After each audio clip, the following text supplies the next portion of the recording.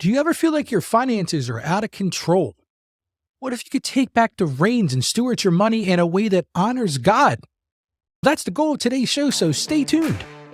Welcome to the Ask Ralph podcast. We're listening to an experienced financial professional with over 30 years of experience can help you make sense of confusing questions, current headlines, and industry trends about taxes, small business, financial decision-making, investment strategies, and even the art of proper budgeting.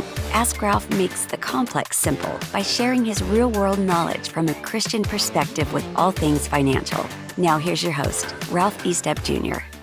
Welcome to our Motivational Monday show. I am so glad you chose to join us. I just want to thank you for listening and supporting the program.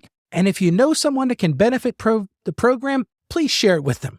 I'm coming to you this morning from the Estep Farm at the Saggio Accounting studio. And like I say, I'm going to put my podcaster hat on, put down those overalls, and push that adding machine to the side. And let's get into some financial wisdom from a Christian perspective.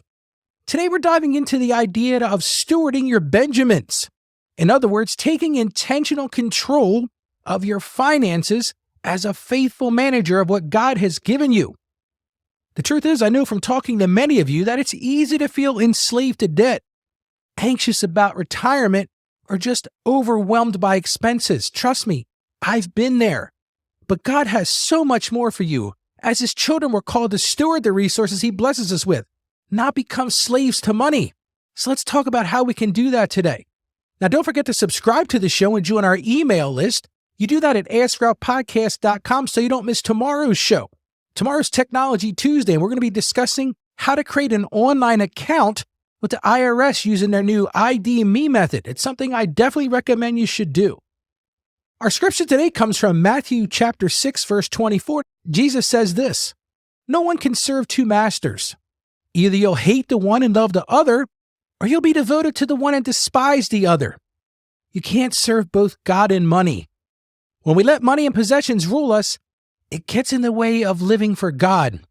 So today we're going to explore some practical ways you can go from being managed by your money to managing it wisely as the steward God made you to be, and He's given you the tools. So get ready to give those Benjamins some tough love this morning. The first thing you've got to ultimately do is assess where you stand right now. You've got to take an honest look at your full financial picture. You've got to look at your income, your expenses, your savings, your debt, your giving, and your investments.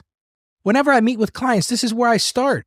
This helps you see where adjustments need to be made. For me personally, this meant tracking every penny spent for a month to see where my money was actually going. I wasn't a latte person, but there was a lot of habits that I had to control. And that's one of the reasons I wrote my book. And I don't like to push it too much, but I will push you in that direction right now. I wrote a book called Mastering Your Finances. You can find that at AskRalphPodcast.com/store. So once you assess where you are, the next thing you've got to do, folks, is create a budget. A budget aligns your spending with your priorities and values. If you don't have one, you're going to struggle. It gives every dollar a purpose. Now, the truth is there are great apps out there that make it easy. Whether it be a simple spreadsheet or a written budget, either one works. And this is where you're going to identify your needs versus your wants and cut where it's necessary. But it really starts with an assessment of where you are and then creating that budget to get to where you want to be. And one of the things we have to absolutely build into this is an emergency savings fund. What am I talking about? Well, here's what I'm talking about. You've got to have 3 to 6 months of expenses saved. It prevents you from running up that credit card debt when emergencies strike. Listen, folks, even $25 a month will start to build your rainy day fund. When extra cash comes in, save it before spending it on once. Focus on those needs. And trust me, I've been here. I remember when my kids were young. They're 23 and 26 now. I didn't have that emergency fund. And my wife and I really struggled when we had big expenses coming in. Which leads me to the next thing you've got to absolutely do if you're going to steward your Benjamins well, and that's tackle toxic debt. Things like car loans, student loans, credit cards. This toxic debt keeps you stuck in the paycheck to paycheck cycle. I know so many people that are there. Only way to break out of that is you've got to make a debt payoff plan. I've talked about this in many episodes. One of the ways you can do that is the debt snowball method. I've used that personally. And you relentlessly chip away at balances with focused payments. Now, one of the things you don't want to overlook is giving generously. And yes, you heard me right. You might be thinking, wait a minute, Ralph. You just said you need to measure where your money goes. You need to track where it is. You need to have a budget. That's right. But you also have to give generously. This is what God's calling us to do. As stewards, we should joyfully give a percentage of income to kingdom work, to our local church, to missions or nonprofits. God will bless this generosity. I have seen it happen in my own life. When I've increased my giving, even when finances were tight, and God provided in absolutely amazing ways. So one of the ways that you can find money to do that is to limit new debt. Scripture says the borrower is slave to the lender. You've probably heard that a million times on my show, but it is so true. I see so many people stuck in that cycle of debt. They become a slave to the lender. Yet debt is easy to tap into, especially with credit cards. It is so easy to get that new credit card, to call them and get that increase in the credit limit. So you've got to commit to avoiding new debt, except for planned purchases like a home. If you have to, cut up your credit cards. Another thing I really want you to do to manage your Benjamins better or to steward your Benjamins better is invest intentionally. Letting money sit in low interest accounts loses value to inflation, especially in these times. Things are going up in price every day. Investing helps it grow. And you don't have to be a multi-million-dollar investor.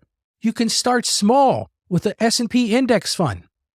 Take a time and learn about asset allocation. I would highly recommend you seek advisors for guidance and don't invest out of greed. Now, here's one of the main things I want to talk about. If you want to steward your Benjamins, you got to work diligently. Scripture upholds diligent work. See your work as a calling, not a paycheck. Allow it to provide meaning. I mention this to clients all the time.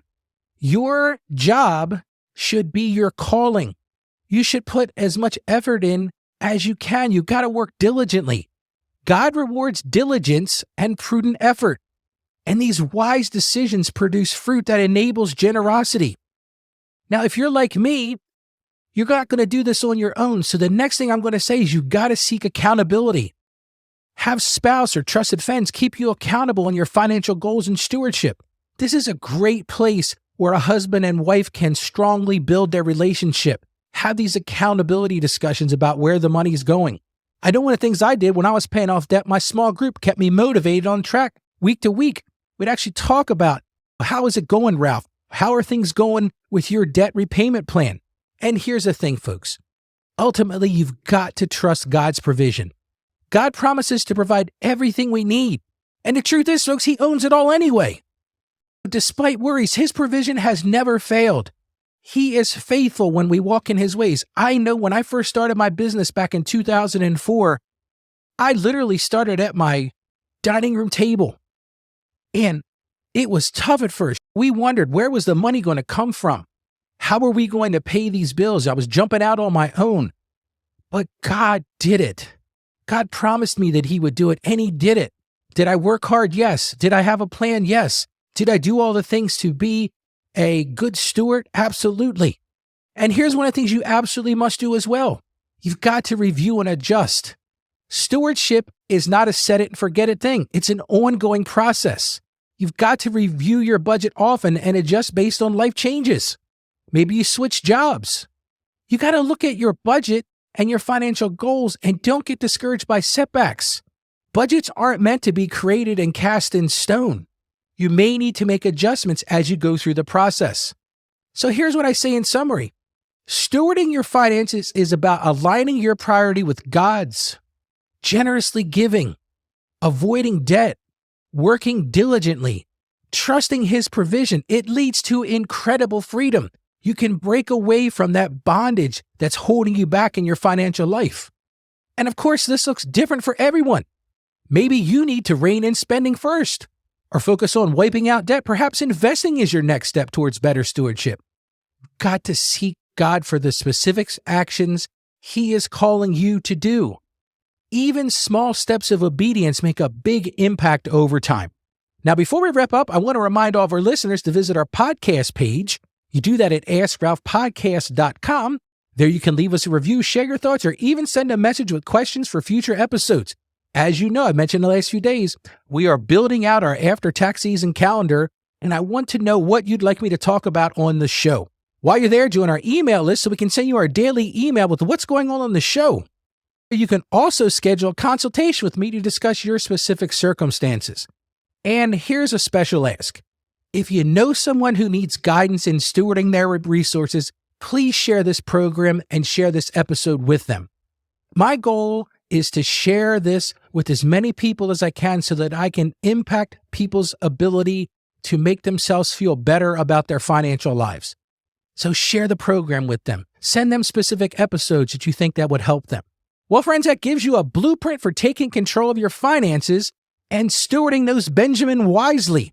I hope these practical steps encourage you to assess your situation and, more importantly, make needed changes. Without action, this isn't going to do much. So again, visit AskRalphPodcast.com to find more resources on biblical financial stewardship. And remember this, God cares deeply about this area of our lives. He wants us to thrive financially so we can fully serve His purposes.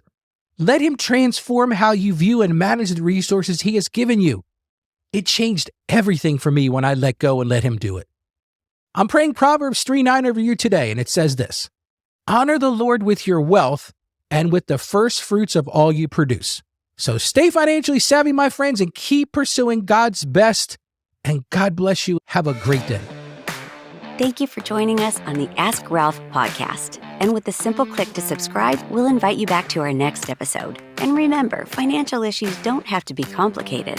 Just ask Ralph. The information contained in this episode of Ask Ralph is based on data available as of the date of its release. Saggio Accounting Plus and Ask Ralph Media, Inc. is under no obligation to update this content if changes occur. Applying this information to your specific situation requires careful consideration of all facts and circumstances, and any information provided is not to be considered as financial, tax, or legal advice. Please consult your tax advisor or attorney before acting on any material covered.